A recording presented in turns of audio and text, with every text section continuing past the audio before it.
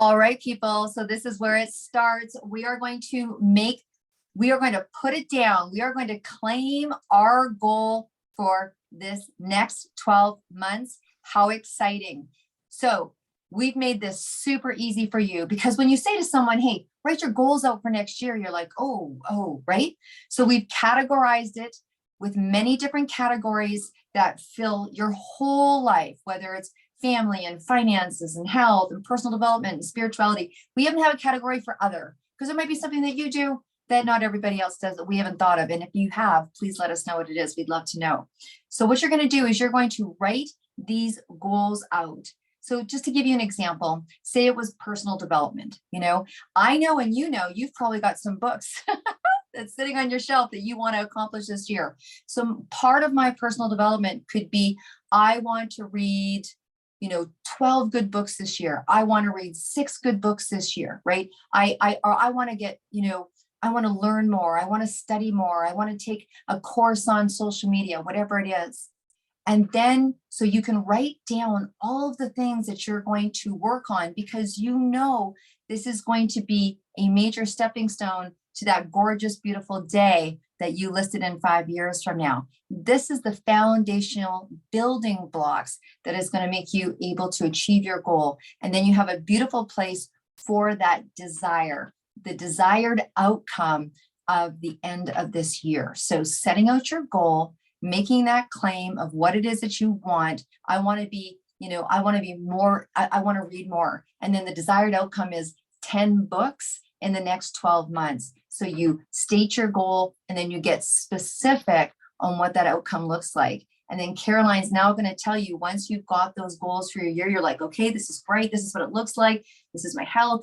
And you're like, ooh, this is good. When I accomplish this, I'm going to feel so amazing. Now I want to keep myself on track, because we really believe this planner is going to be the best assistant and accountability partner you ever had, which means we need to review it and take a look at it every once in a while. And Caroline's going to tell you about that. Yes, and just like in your yearly planning, there's also the statements. Please take the time to really think it through and write it down. And it's written my why, but you can actually really be very precise on what your why is and break it down and work it on a sheet of paper beside if you want, and then write your final copy in there, because these are things, like Deb said, that you will read over and over again, because we know repetition is the best teacher. So once you've established your yearly goals, what you will want to do is break it down into feasible steps. The first step is not to break it down directly to your weekly, because that's kind of like going from something super big and breaking it down too much. So you will go to your quarterly.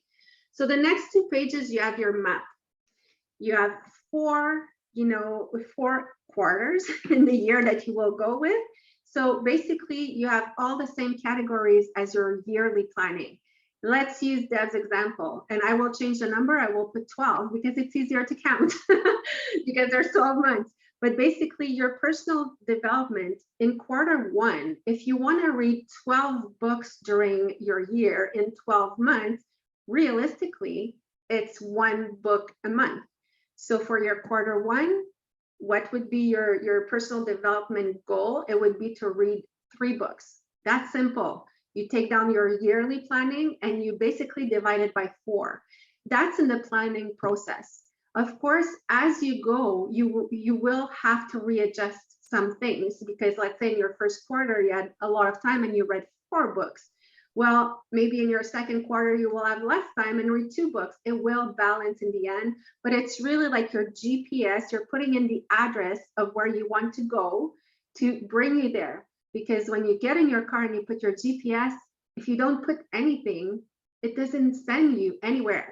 So you really have to know. That's going to help you really putting a GPS on all of the categories: health, personal development, spirituality, and etc. I'm not going to go through them. You can read them as well, but that will really, and you don't have to use them all, by the way. It's not, I love what Deb told me before. She said, you know what, but it's hard to be super balanced in all of this, because, and I wouldn't say hard, unrealistic a little to be super balanced into all of these categories.